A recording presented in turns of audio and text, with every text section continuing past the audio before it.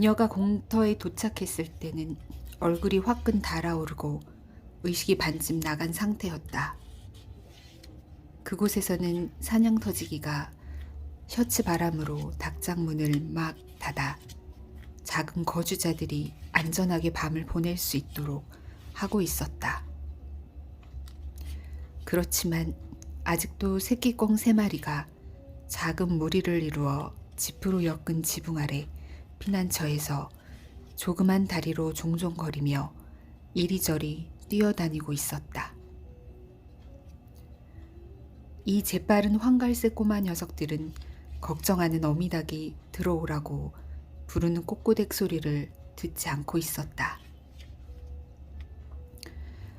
와서 새끼들을 꼭 보고 싶었어요. 알을 깨고 나온 것이 더 있나요? 코니가 숨을 헐떡이며 말하고는 수줍게 사냥터지기를 힐끗 보았는데 그가 있는 것조차 의식하지 못하는 것처럼 보였다. 지금까지 36마리예요. 나쁜 편은 아니지요. 그 또한 묘한 기쁨을 느끼며 새끼들이 알을 깨고 나오는 모습을 지켜보았다. 코니는 맨 끝에 있는 닭장 앞에 웅크리고 앉았다. 새끼꿩 3마리도 이제 안으로 들어가 있었다. 그렇지만 여전히 새끼꿩들은 황갈색 깃털 사이로 재빠르게 머리를 쏙 내밀었다가 집어넣기를 반복했는데 오직 한 마리만 구슬같이 자그마한 머리를 거대한 어미의 몸통 사이로 쏙 내밀고 빠끔히 내다보고 있었다. 이 애들을 한번 만져보고 싶어요. 그러면서 코니는 손가락을 몹시 조심스럽게 닭장 창살 사이로 밀어 넣었다. 그러자 어미닭이 그녀의 손을 사납게 쪼아댔고 코니는 소스라치게 놀라고 겁에 질려서 얼른 손을 뺐다. 어쩌면 이렇게 나를 쪼아대지요? 나를 미워하나 봐요. 그렇지만 난 이 애들을 해치지 않을 텐데. 코니가 놀란 목소리로 말했다.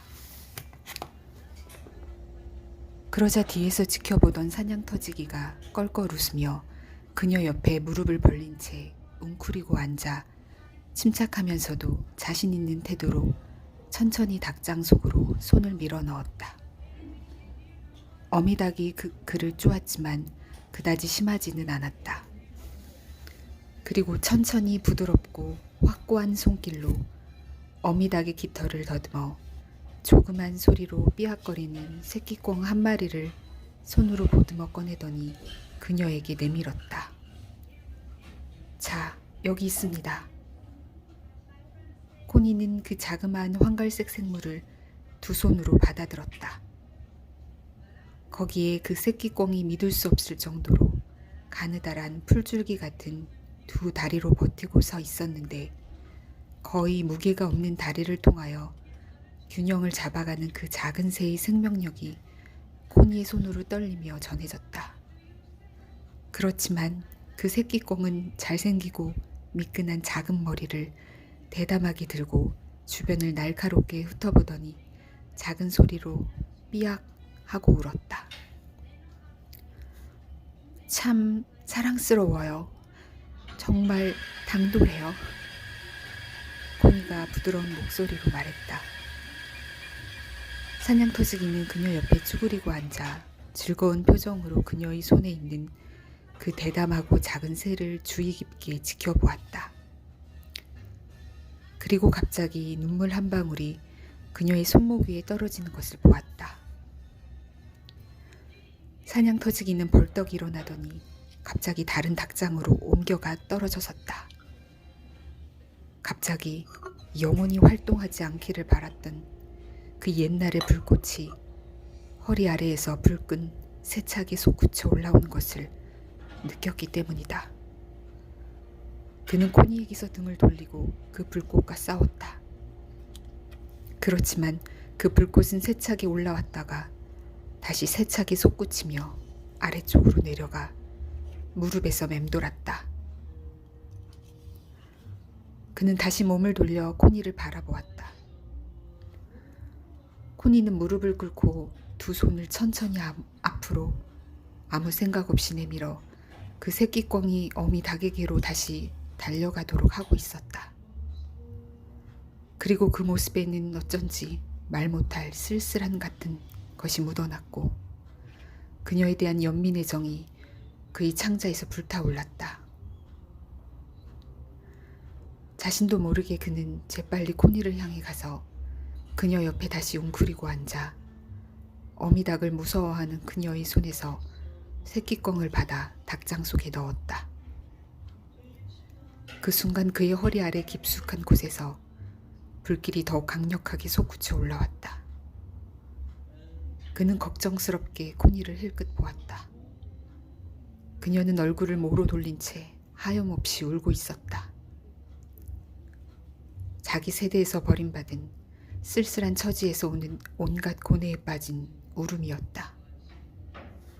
한 줄기 불길이 사그라지듯 그의 마음은 갑자기 녹아내렸고 손을 뻗어서 손가락을 그녀의 무릎에 올려놓았다. 울지 마세요. 사냥터지기가 부드러운 목소리로 말했다. 그렇지만 그 순간 코니는 손으로 얼굴을 감싸며 자기의 심장이 정말로 찢어져 버렸고 더 이상 아무것도 문제될 게 없다고 느꼈다. 사냥터지기는 그녀의 어깨 위에 손을 얹고 구부린 등을 따라 부드럽고 차분하게 쓰다듬어 내려가기 시작했고 하염없이 어루만지는 동작으로 웅크리고 앉아있는 그녀의 허리 아래의 굴곡까지 쓰다듬었다. 그러고는 그녀 옆구리의 곡선을 본능적인 애무의 손길로 부드럽게 한없이 부드럽게 쓰다듬었다. 코니는 손수건을 꺼내어 쉴 새 없이 흐르는 눈물을 닦으려고 애썼다. 오두막으로 들어가시겠습니까? 사냥터지기가 아무런 감정을 담지 않는 목소리로 조용히 말했다. 그리고 손으로 코니의 팔뚝을 부드럽게 꼭 잡아 일으키고는 천천히 오두막으로 이끌어 가서 그녀가 안으로 들어간 후에야 비로소 잡았던 팔을 놓았다. 그러고 나서 그는 의자와 탁자를 옆으로 밀어치우고 연장 상자에서 갈색 군용 담요를 꺼내어 천천히 바닥에 깔았다. 코니는 그의 얼굴을 힐끗 보았지만 꼼짝도 않고 서 있었다. 그의 얼굴은 파리했고 아무 표정이 없어서 마치 운명에 굴복한 사람 같았다. 저기 누우세요. 사냥터지기가 부드럽게 말하고는 문을 닫았다. 실내가 어두워졌다. 칠흑같이 깜깜해졌다.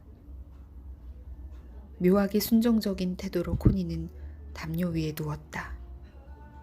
그리고 자신을 부드럽게 더듬는 어찌에 볼토리가 없는 열망의 손이 그녀의 몸을 만지며 얼굴로 더듬어 올라오는 것을 느꼈다.